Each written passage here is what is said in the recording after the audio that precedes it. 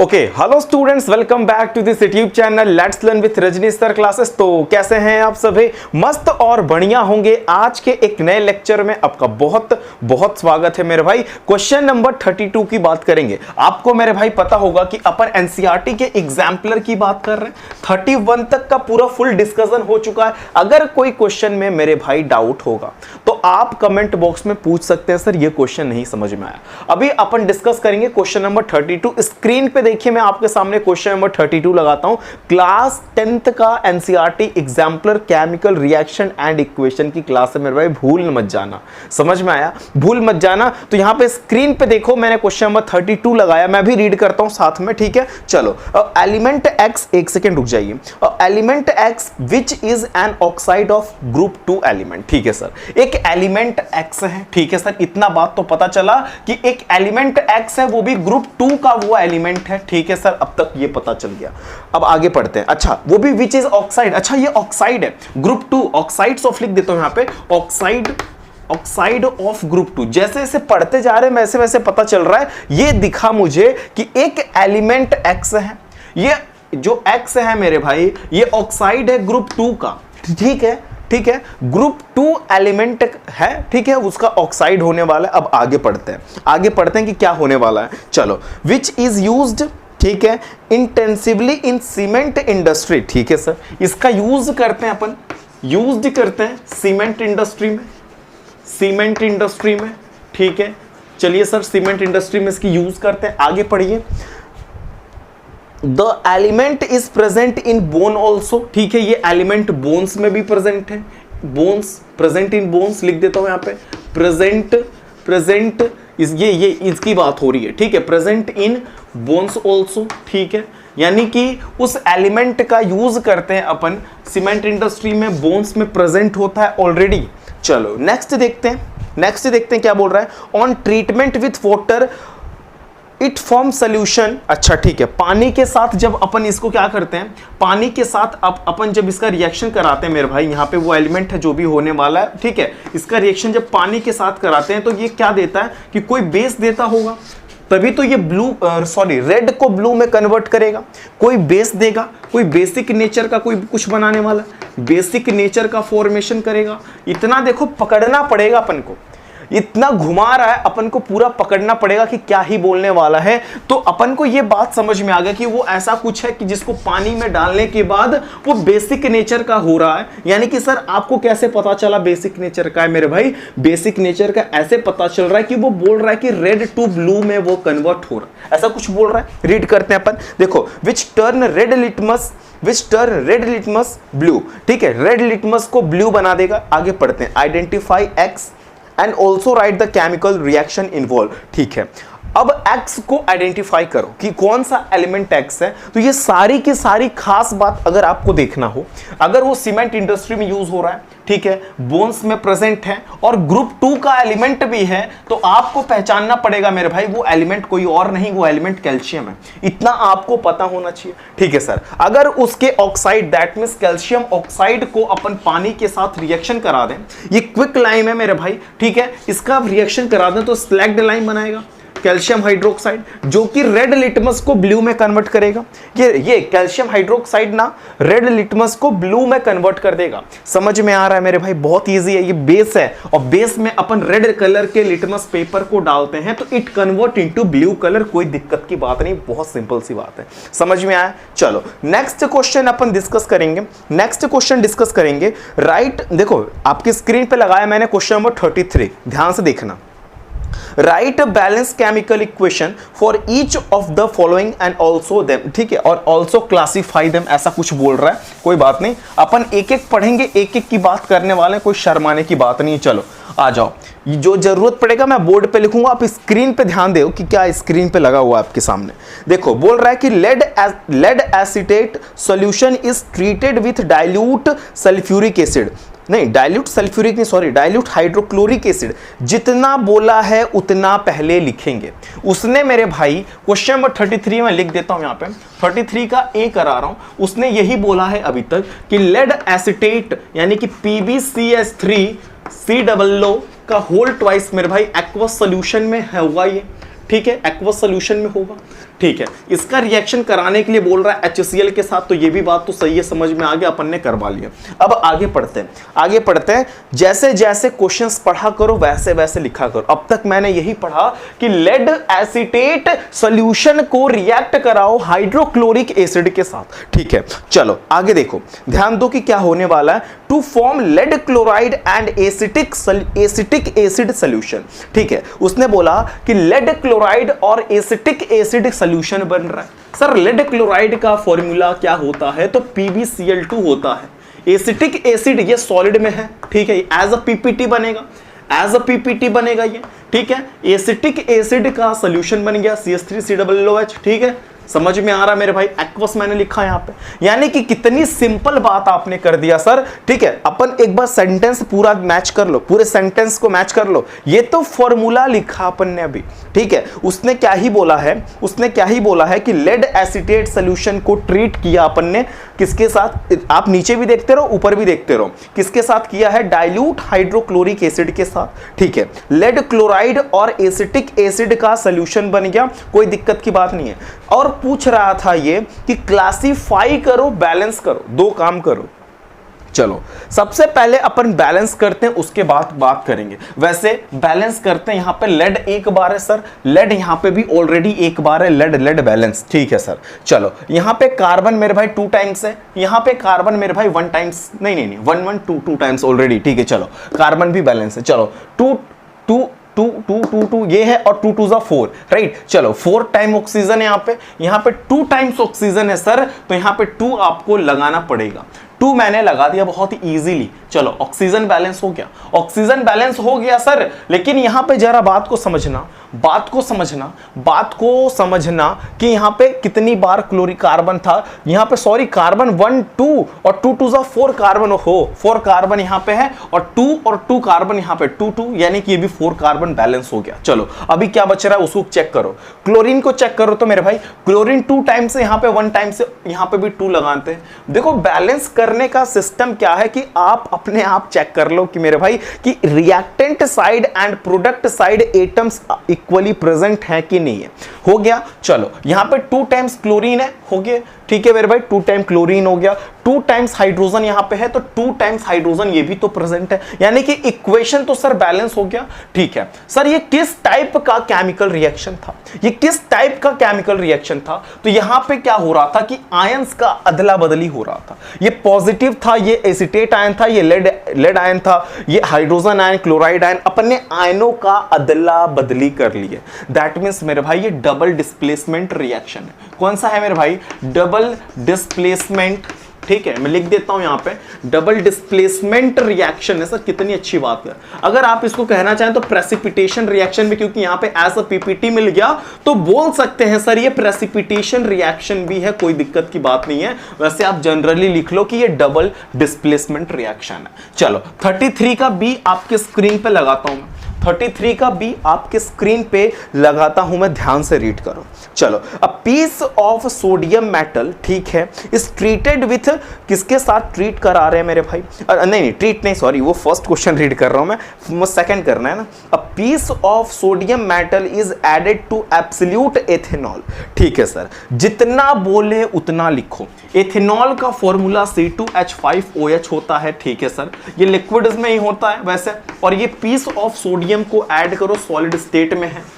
चलो आगे पढ़ लो, वैसे अगर नहीं भी पढ़ते तो भी समझ में आना चाहिए कि ये वाला हाइड्रोजन ये क्या करेगा, सोडियम भगा देता है, ठीक है। तो C2H5ONA बन जाएगा, राइट, और यहां पे H2 में लिख देता हूं। लेकिन अपन के सामने जो इक्वेशन स्क्रीन पे लगा है उसको पढ़ते हैं अपन, चलो उसको पढ़ते हैं। A piece of sodium metal is added to ethanol to form sodium ethoxide, ठीक है, सोडियम एथॉक्साइड मिल गया, समझ में आ रहा है, सोडियम एथॉक्साइड मिल गया। स्क्रीन पे देखते रहो मेरे भाई, मेरे सामने ऐसे स्क्रीन पे लगा नहीं है ना, यहां पे क्वेश्चन रखा हूं तो यहां से दिख रहा है आपको, मैं समझ में आ रहा है कैसे कर रहा हूं, बहुत ही मेहनत कर रहा हूं आपके लिए।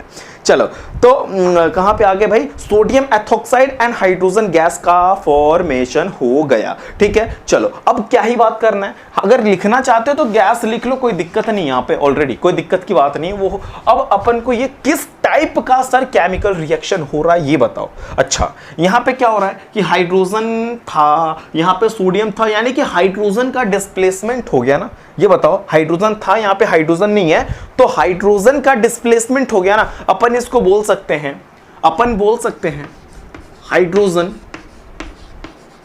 Hydrogen displacement reaction.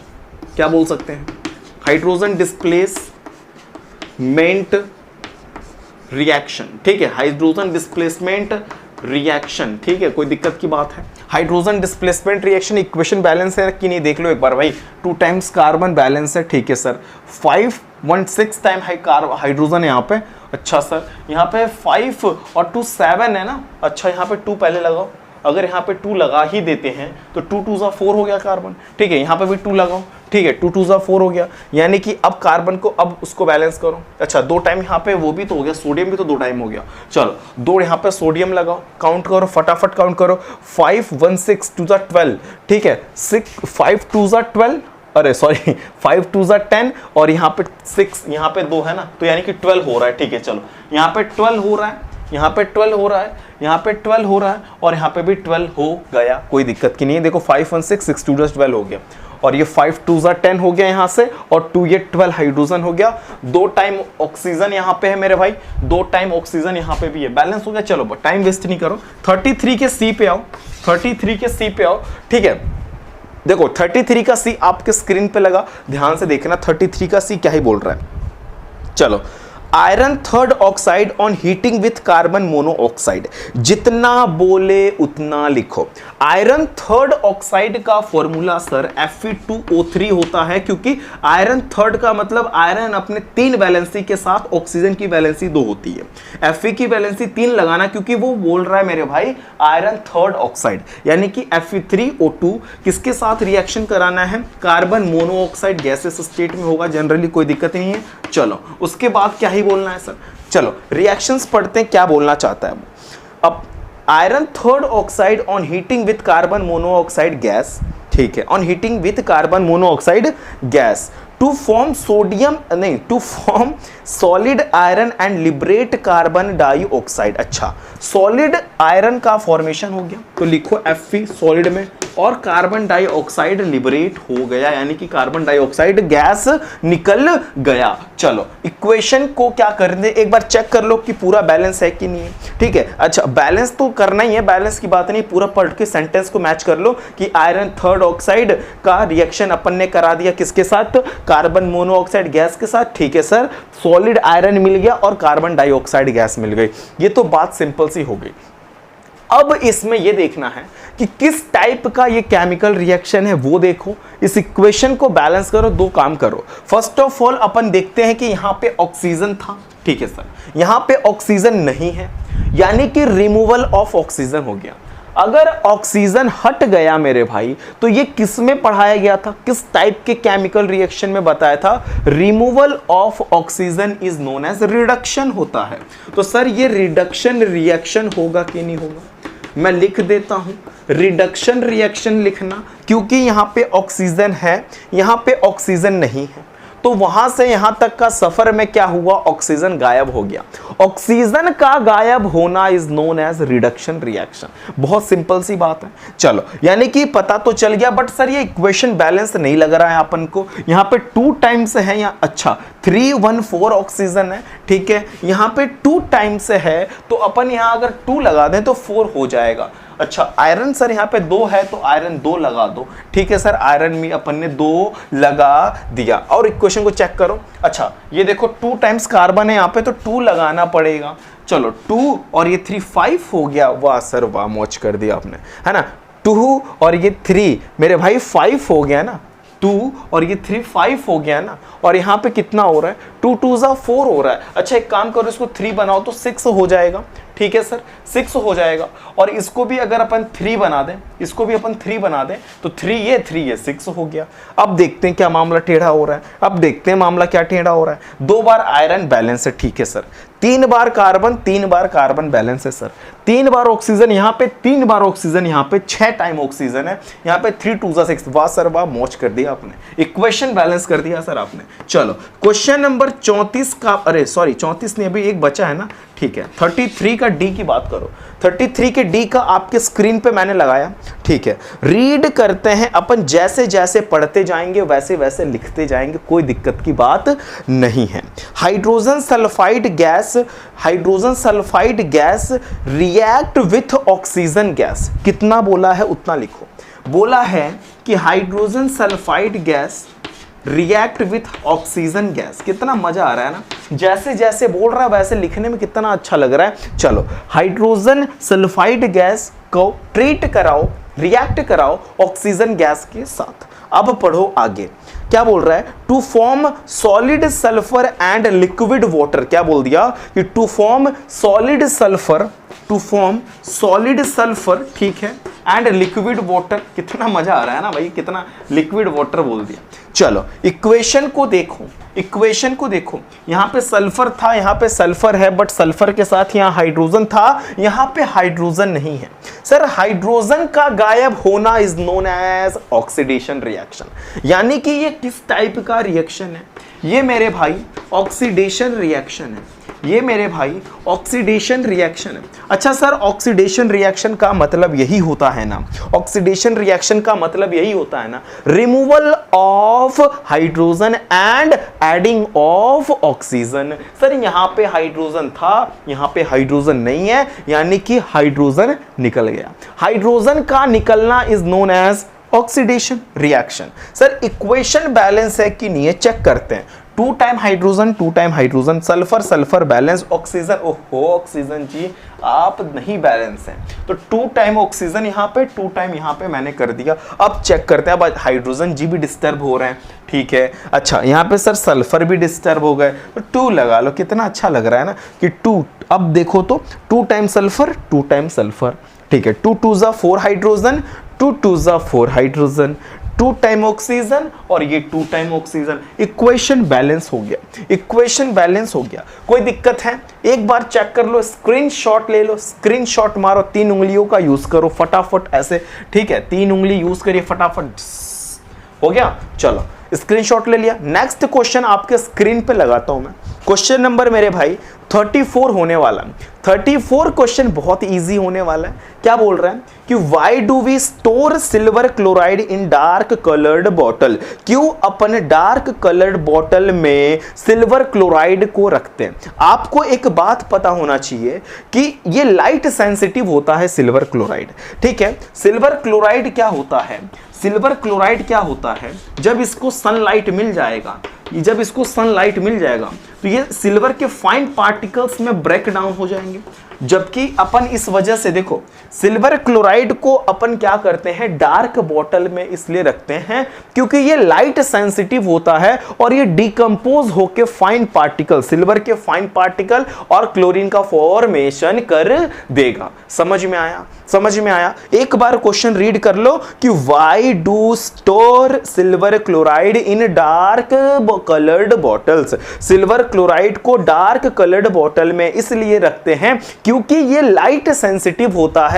बात को समझ में आया। कुछ नहीं करना है, कुछ नहीं करना है, ये लिख लेना है और इसके नीचे लिख लेना because silver chloride is light sensitive and it decompose to form fine particle of silver and chlorine, that's it. And ये रिएक्शन लिख लेना। समझ में आया। क्वेश्चन नंबर 34 की डिस्कशन कर लिया अपन ने। चलो अभी नेक्स्ट लेक्चर में अपन बात करेंगे 35, 36, 37 की। ओके, अभी क्योंकि बहुत बड़ा बड़ा लेक्चर अपन की टारगेट नहीं रखना है, छोटा छोटा करना है, समझ में आना चाहिए। समझ में आया, यहां पे समझ लिए। चलिए आप नेक्स्ट लेक्चर में जाइए, वहां पे देखेंगे आपको मिल जाएगा 35, 36 जो भी आगे का क्वेश्चन होने वाला है। समझ में आया। Okay, thank you for watching this video.